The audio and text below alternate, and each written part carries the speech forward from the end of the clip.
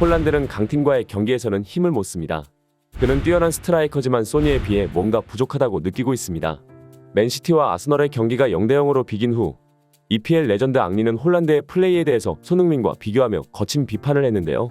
홀란드가 소속된 맨체스터 시티는 지난 22-23 시즌 100여년간의 축구 역사상 단 8개의 클럽만 이룬 트래블을 달성했습니다. 1999년 맨체스터 유나이티드를 지금은 은퇴한 퍼거슨이 트래블로 이끌었고 1967년 스코틀랜드 프리미어 리그에서 셀틱이 트래블을 완성했습니다. 그 당시 셀틱은 무시무시한 클럽이었고 엄청난 경기력을 보여주었는데요. 1972년 네덜란드의 아약스가 트래블을 이뤄 전 세계에 이름을 알리는 계기가 되었습니다. 역시 네덜란드의 페이노르트가 1988년 트래블을 이루었고 2013년과 2020년에 독일의 미넨이 트래블을 2번을 이룬 역사적인 클럽이 되었습니다. 2009년과 2015년 바르셀로나가 2번의 트래블을 이루었고 2010년 인테르가 트래블을 이루어 총 7개의 클럽이 위대한 명단에 이름을 올렸는데요. 맨체스터 시티가 지난 시즌 트래블을 하면서 8번째 클럽에 이름을 올렸습니다. 하지만 이번 시즌은 주전 선수들의 부상과 경쟁팀들의 선전으로 리그 우승도 어려워 보이고 있는 상황인데요. 게다가 남은 경기 맨체스터 시티에게 강한 모습을 보여왔던 손흥민이 뛰고 있는 토트넘과의 경기까지 있어서 리그 우승도 힘겨워 보이는 상황입니다.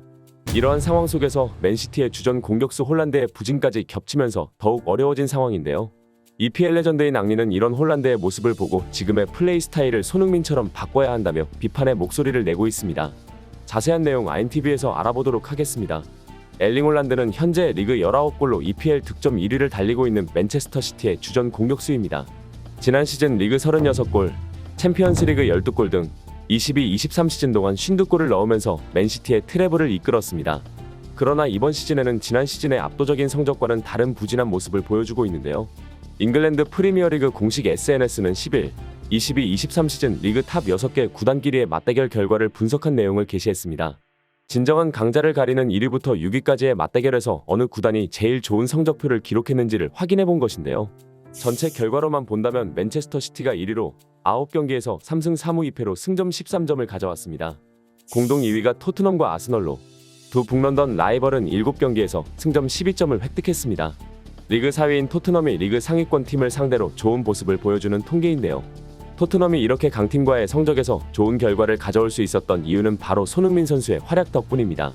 프랑스의 스포츠 일간지 레키프에서는 엘링 홀란드의 시즌 기록과 손흥민의 활약을 비교 분석하면서 손흥민의 뛰어난 활약을 보도했는데요. 특히 손흥민이 강팀과의 경기에서 가장 많은 득점을 기록하며 강팀과의 경기에서 손흥민의 활약이 얼마나 대단한지 보여줬습니다. EPL 상위 5개 팀인 아스널, 리버풀, 맨체스터 시티, 토트넘, 에스톤 빌라 선수 중 강팀전에서 제일 골이 많은 선수가 5골을 넣은 손흥민 선수였습니다. 레키프의 기록은 손흥민의 강팀 킬러 본능이 얼마나 대단한지를 보여주는 대목인데요. 손흥민 선수의 이러한 득점 기록은 득점의 순도 또한 매우 높은 편이라고 말하고 있습니다.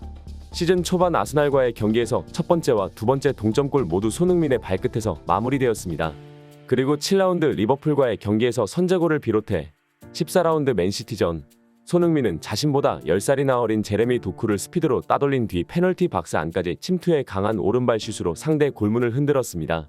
그리고 얼마 전 있었던 아스톤 빌라전에서의 득점은 팀의 세 번째 골이라는 면에서 순도는 낮지만 브레넌 존슨의 쐐기골 득점과 베르너의 추가골까지 만들어주면서 이번 시즌 최고의 활약을 보여줬습니다. 강팀과의 맞대결에서 손흥민이 골을 넣은 경기의 결과는 2승 2무로 강한 모습을 보여주고 있는데요. 토트넘은 상위권 팀과의 맞대결에서 3승 3무 1패로 손흥민이 공격 포인트를 기록한 경기에서는 패배하지 않고 있습니다. 손흥민 선수가 뛰지 않았거나 공격 포인트를 기록하지 않은 경기에서는 1승 1무 1패로 확연한 차이를 보여주고 있습니다. 이걸로 손흥민이 토트넘에서 얼마나 중요한 선수이면서 그를 중심으로 팀이 돌아가는 것을 볼 수 있는데요. 엘링 홀란드는 현재 프리미어리그 득점 순위에서 19골로 1위를 달리고 있습니다. 지난 시즌에는 리그 33경기에서 36골을 기록했고 챔피언스리그 11경기에서 12골을 넣는 등 그의 골 결정력은 세계 최고라고 부를 만했는데요. 그 기세를 이어가듯 이번 시즌 초반에는 지난 시즌과 같은 움직임을 보여주며 40골을 넘길 것 같은 기세를 보여주었습니다. 하지만 시즌 중반 이후 부진한 모습을 보여주고 있는데요. 홀란드의 폼이 떨어졌다기보다는 상대팀에서 홀란드를 막기 위한 대비를 철저하게 마쳤기 때문이라는 전문가들의 의견도 나오고 있습니다. 홀란드에 대한 분석이 부족했던 지난 시즌과 달리 각 팀마다 홀란드에게 집중 마크를 붙여버리고 침투 패턴이 많이 읽혀버린 모습인데요. 하지만 이러한 집중 마크와 분석은 팀의 에이스에게 항상 따르는 법.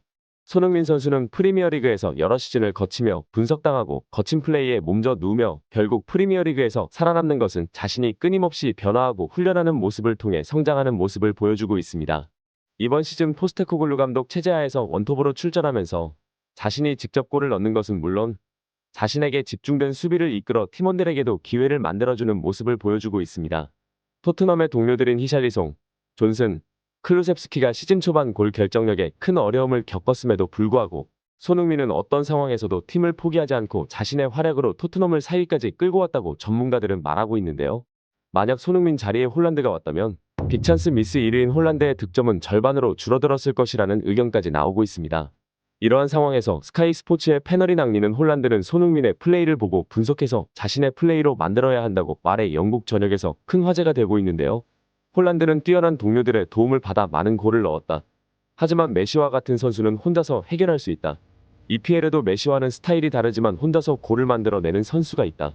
바로 토트넘의 손흥민이 팀이 위기에 놓였을 때 혼자서 승부를 뒤집는 스타일의 선수다. 상대 선수가 앞에 두 명이 있는데도 가마차서 골을 넣어버리고 더 놀라운 것은 그런 슛을 오른발, 왼발 모두 할 줄 안다는 것이다. 그리고 역습에서 최고의 모습을 보이는데 손흥민은 토트넘의 특성상 늘 최전방에서 몇 명의 수비에 둘러싸여 팀의 전술적인 지원을 전혀 받지 못했다. 그는 팀의 승리를 위해 그런 상황에 놓였을 때 무엇을 해야 하는지 아는 선수이고 엄청난 연습을 통해 슈팅 기술을 연마했다. 내가 손흥민에 대해 종종 언급하는 이유는 그는 동양인이라는 것 때문에 많은 편견과 인종차별에 시달리면서도 결코 고귀함을 잃지 않았다. 홀란드는 물론 매우 뛰어난 선수이지만 토트넘에서 뛴다면 아마 공격 포인트를 손흥민보다 더 올리긴 힘들 것이다. 손흥민은 그런 검증을 무려 8년을 겪었고 매년 20개 이상의 공격 포인트를 기록한 데다가 득점왕까지 한 선수이다. 홀란드는 이제 두 번째 시즌이다. 그는 더 많은 것을 보여줄 수 있겠지만 EPL은 그렇게 만만하지 않을 것이다. 라며 홀란드는 손흥민의 플레이와 인성 그리고 성실함을 배워야 한다고 전했습니다. 손흥민은 지난 몇 년간 토트넘을 이끌며 프리미어리그에서 좋은 성적을 유지해왔습니다. 게다가 실력이 아쉬운 팀원들을 데리고 매 시즌 20개가 넘는 공격 포인트를 올리고 있는데요. 반면 홀란드는 맨체스터 시티에서 뛰어난 선수들과 함께 플레이하며 많은 골을 기록했지만 강팀과의 경기에서의 결정력은 아직 아쉬워 보이는 상황입니다. 앞으로 홀란드가 자신의 경기 스타일을 어떻게 개선하고 프리미어리그에서 자신의 위치를 확실히 심어줄지 기대가 되고 있습니다. 또한 토트넘이 앞으로 만날 EPL 우승 경쟁 팀들과의 맞대결도 기대되는데요. 손흥민 선수 또한 이번 시즌이 끝난 뒤 더 나은 동료들과 함께할 수 있는 팀으로 이적했으면 좋겠다는 생각을 하면서 영상 마치겠습니다. 시청 감사드리며 구독과 좋아요는 영상 제작에 큰 힘이 됩니다. 감사합니다.